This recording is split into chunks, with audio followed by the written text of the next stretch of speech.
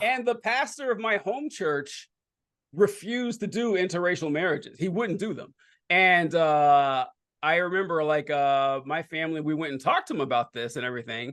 Cause there was like it was like a white guy, he was marrying a Native American girl, and it was like a really big deal. Like it was an issue. And the pastor, and maybe he ended up, I think he ended up doing the marriage, but like under protest, which is like, why would you get married under this guy? But he said, he's like, well, I just think this. And so I started asking like more questions and everything about like the civil rights movement and everything like that, and just black culture in general, which is sorely lacking in that sect of Christianity.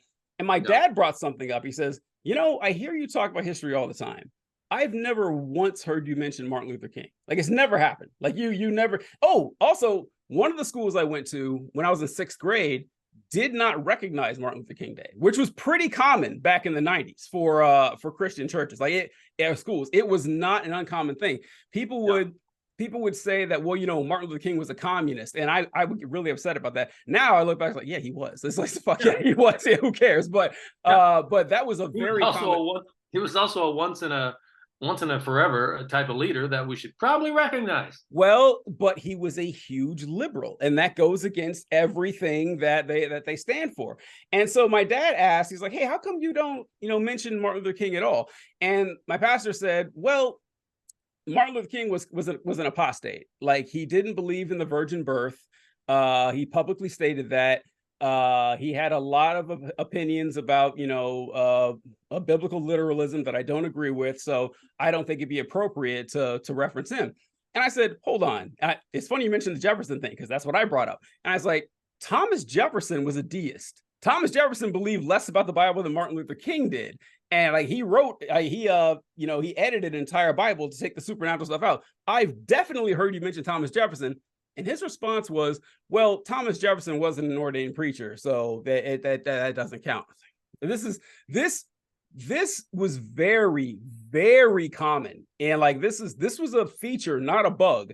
Still is, honestly. Like it goes pretty deep. Like the virulent hatred of a black culture was incredibly powerful. I remember I recognized this pretty early on. Like I wasn't oblivious to this. I recognized it, by my late teens easily.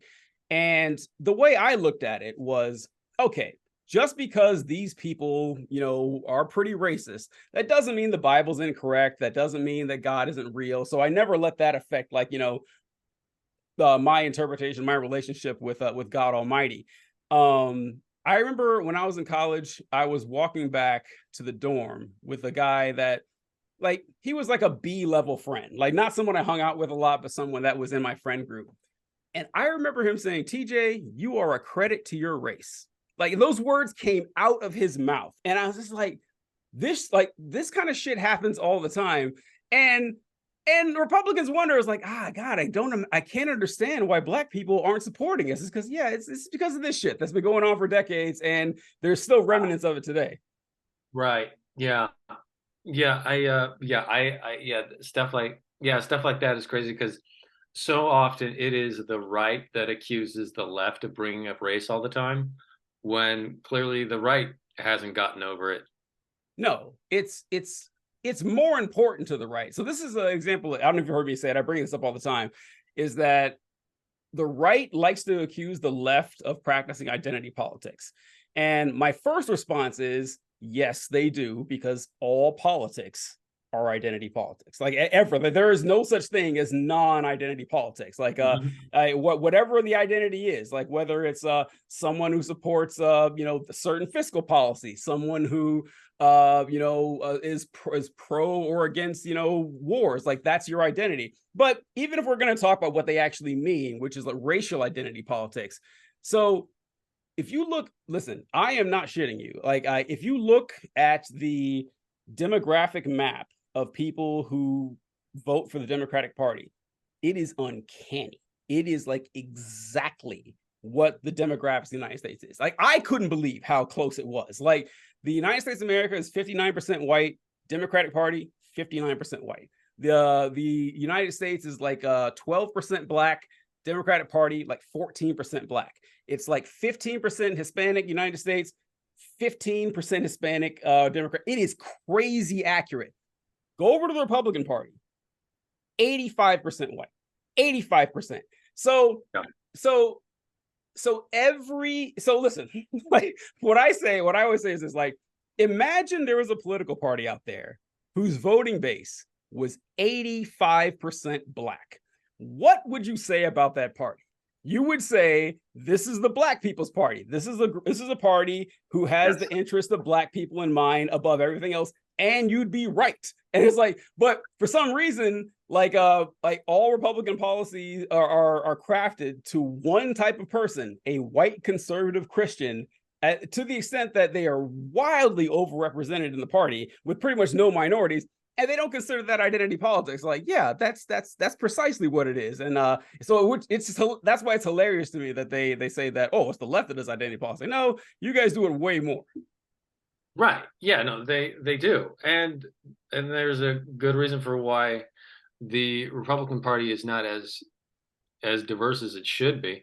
One of those things being is that I don't know what the Republican Party is for. I know what they're against.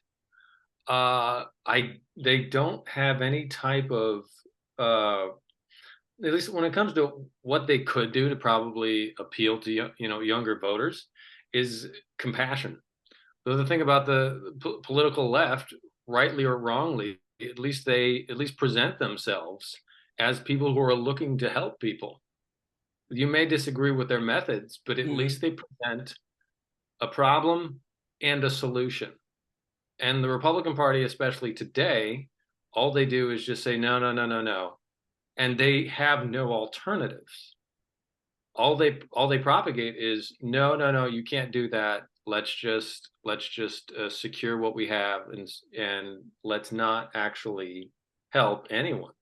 There's a gross lack of compassion. Also responsible governance.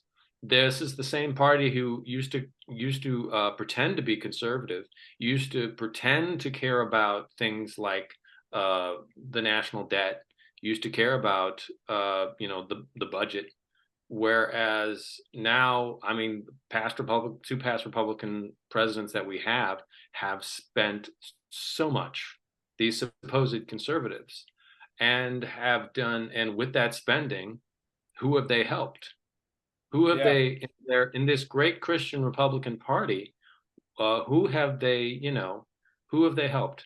Whereas, the great definition of religion from the book of James is helping the fatherless and the widows. That's supposed to be the religion that the Republican Party follows, but they don't. There's a gross lack of compassion.